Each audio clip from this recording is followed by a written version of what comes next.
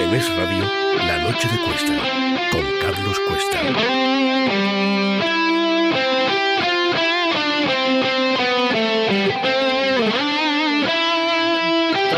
Versión que nos hemos sacado de la manga de himno de España, pero todo sea por dejar claro que nos sentimos orgullosísimos de nuestra historia. Nuria Richard, ¿cómo estás? ¿Qué tal? Muy bien, pues muy arriba ahora mismo. Ahí estamos, sí señor. Claro que sí. Lo mismo acabamos con ella también, ¿eh?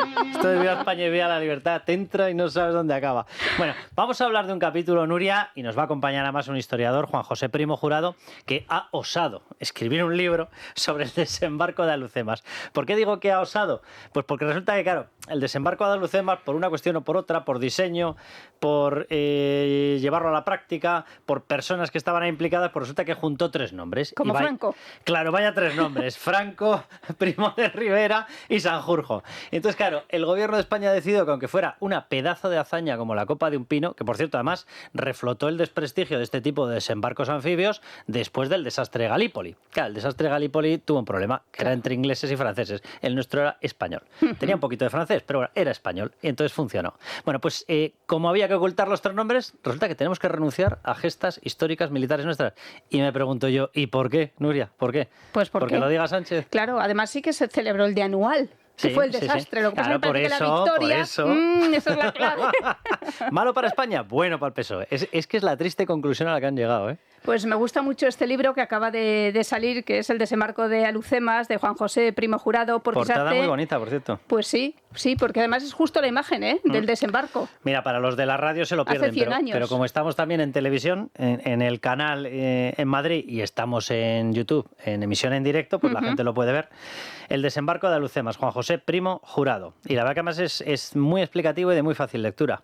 Sí, y se pregunta, por ejemplo, dice, ¿sabías que en 1925, 19 años antes de la hazaña de Normandía, militares españoles y franceses ejecutaron con éxito el primer gran desembarco anfibio moderno bajo un mando único? Eso tú lo sabías, Carlos, que la gente no lo sabe. ¿Todavía tienes dudas de por qué el gobierno se ha negado a hacer un homenaje?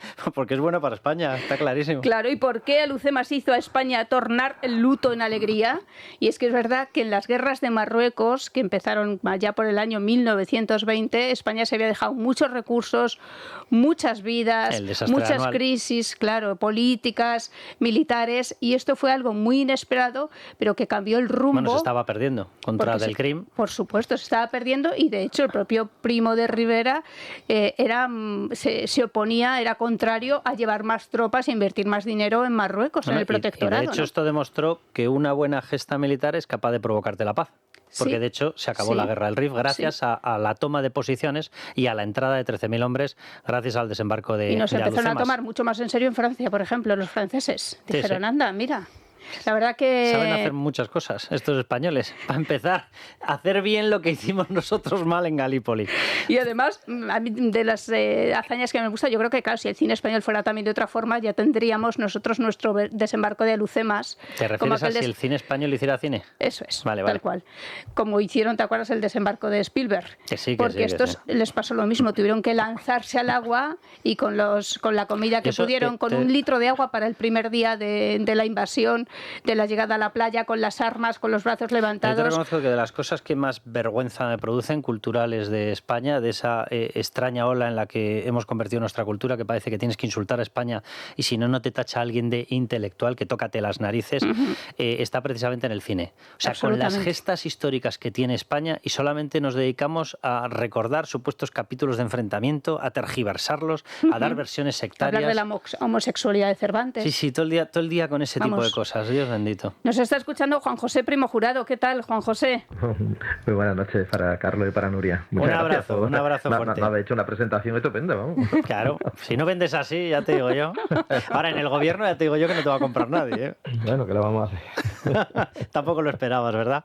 No. Oye, Juan José, cuéntanos un poco, luego entramos ya en esta triste lacra, ¿sabes? Porque parece que la leyenda negra nos la hemos reinventado todos nosotros y la fabricamos día a día, que de verdad que es de vergüenza. Pero cuéntanos cómo fue ese desembarco de Alhucemas, porque es una gesta que efectivamente tiene que ser recordada y tiene que ser además recordada con orgullo. Y es una operación militar que no solamente es que funcionó desde el punto de vista militar, es que consiguió acabar con una guerra que estábamos perdiendo. Exacto. Fue un éxito militar por supuesto, pero también es un éxito histórico, porque un éxito militar porque por primera vez en la historia se logra desembarcar y tomar una playa fortificada y ocupada por el enemigo con un mando conjunto de dos países, ¿no? Porque el mando conjunto era de Francia y España, aunque los soldados de tierra eran españoles, los franceses estaban atacando por el sur también, y barcos franceses y aviones franceses participaron en el desembarco. Eso es una novedad, nunca se había hecho. Por tanto, es un éxito pionero. Como bien ha dicho Carlos, Galípoli fue un desastre, se estancaron en la cabeza de playa y varios meses después tuvieron que reembarcarse, ¿no? Este desembarco contó ya, Juan José, con carros de combate y con cobertura aérea. Alhucemas. Sí, sí. Sí, con cobertura aérea, con hidroaviones que despegaban del Dédalo, que ya había un porta hidroaviones que se llamaba Dédalo, no el que hemos conocido todos después, pero ya había el primer Dédalo, y con aviones que salían del aeródromo de Melilla, ¿no? Entonces es un éxito militar, pero luego es un éxito histórico, porque España pasa de un país de postración, que viene de 1898, el desastre de Cuba y Filipinas, que en 1909 el desastre del Barranco del Lobo en Marruecos, y que después de tantos años intentando ocupar el norte de Marruecos, siguiendo un mandato internacional y al servicio del rey de Marruecos, que esto se olvida a veces, pues sufre un desastre como el de Anual, con 16.000 españoles muertos, desaparecidos y una sangría. Y en cambio, en Alhucemas, un ejército español nuevo, con un mando político nuevo, un mando militar nuevo, pues logra un éxito que prácticamente no la liquida, porque hasta el 10 de julio de 1927 habrá combates, pero abre la puerta a la deseada pacificación, porque es curioso que no se habló de victoria, se hablaba de pacificación, porque lo que quería España era pacificar el protectorado para llevar a cabo su acción benéfica sobre la gente de aquella región. Esto hay que recordarlo, Juan José, que fue 19 años antes del desembarco de Normandía. Sí. Yo no diría que efectivamente Eisenhower se inspiró, hombre. Podemos tampoco nos vamos a poner aquí... No, pero lo digo, oye, porque... Pero la realidad es que estuvo claro, ahí, ese desembarco. Y parece que los marines en el Pacífico, en algunos sitios, en alguna isla del Pacífico, sí lo repitieron. Había agregados militares extranjeros en el desembarco de Alhucemas, tomando nota de lo que... No, pero se lo digo sobre todo porque es que de verdad que nos hemos convertido en especialistas en ocultar lo mejor que hemos hecho. Y desprestigiarnos a nosotros mismos. Sí. Oye, hay que recordarlo y decirlo. Oye, ¿el desembarco de Normandía fue un éxito? Sí. Y el nuestro 19 años antes también. Así es. Sí, pero bueno, lo habéis dicho al principio. España es especialista en creerse la leyenda negra. En este caso la leyenda negra no es del siglo XVI o XVII, es más reciente, pero solamente celebramos, aplaudimos las derrotas y no las... Tú prepárate, Juan José, que con secciones como esta le vamos a dar la vuelta a ese tema, ya te lo digo. Bueno, yo me alegro, además que hay también 2 o 3 libros más que han salido. Hombre, por lo menos algo se está haciendo sobre este hito histórico. Oye, ¿te parece normal, comprensible, que este tipo de gestas no reciban el reconocimiento, el recuerdo, los homenajes debidos? ¿Qué está pasando, Juan José? Bueno, yo creo que sobre todo, vosotros habéis dicho al principio nombres. No creo yo tanto que sean los nombres de determinadas personas las que levanten ampollas. Yo creo que sobre todo es ese complejo de inferioridad que tiene España, que le han hecho ir a ese complejo de inferioridad, pero luego también unas cosas equívocas. Piensan que Marruecos se va a molestar con la conmemoración de este hecho histórico. Y insisto, España estaba combatiendo en nombre de Marruecos. Claro, lo de los nombres, Juan José, te digo yo que ayuda, ¿eh? Sí, ellos ven determinados nombres y dices, oye, pero si nadie está defendiendo ninguna dictadura por decir esto, pero fueron responsables o fueron protagonistas, pues sí, pues ya está. ¿Cuál fue el papel de Francisco Franco? Bueno, él era coronel al mando de la Legión. Ajá. Y la primera oleada de desembarco, la sexta y la séptima bandera de la Legión están en la punta de lanza y él desembarca con ellos, ¿no? Con ellos. Por tanto, es un papel importantísimo, ¿no? Importantísimo, junto con otras fuerzas, ¿no? Con otras fuerzas. Y bueno, sobre todo Primo de Rivera, el gran creador del desembarco de Alhucemas, a pesar de que él en principio quería retirarse de Marruecos. ¿Y por qué cambia de criterio él y Alfonso XIII? Sí, pues os lo digo rápidamente, porque a pesar de que se retira, en contra de lo que querían legionarios irregulares que querían recuperar el territorio perdido en Anual, él piensa que no merece la pena luchar por ese territorio, más pérdidas de vida, entonces se retira a una línea más o menos cercana a Ceuta y Melilla, se llama la línea Estella, pero es que Abdelkrim, en mi opinión, es tan torpe que ataca a los españoles cuando se están retirando y crea una gran mortandad. Y ahí comprende Miguel Primo de Rivera que el problema no se soluciona con paños calientes, ¿no?, sino tomando una decisión.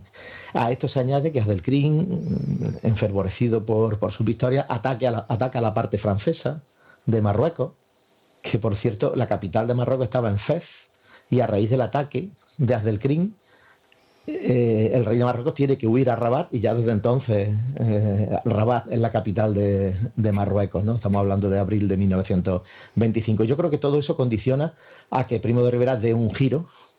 Francia también se implica, manda a un héroe militar suyo, el mariscal Pétain, manda para que se entienda con los militares españoles, y bueno, Abdelkrim perdió la oportunidad de negociar y de tener una autonomía para el Rif que podía haber sido posible. Juan José, sí que es verdad, fíjate, entiendo 100% la explicación que haces tú histórica, pero conociendo a este gobierno, el tema del temor a Marruecos yo estoy convencido de que sí que les importa. Porque, apunta todo ahí. Claro, en el fondo, ¿qué hizo Marruecos? Pedirle a España que defendiera lo obvio de Ceuta y Melilla. ¿Qué era? Que eran españolas.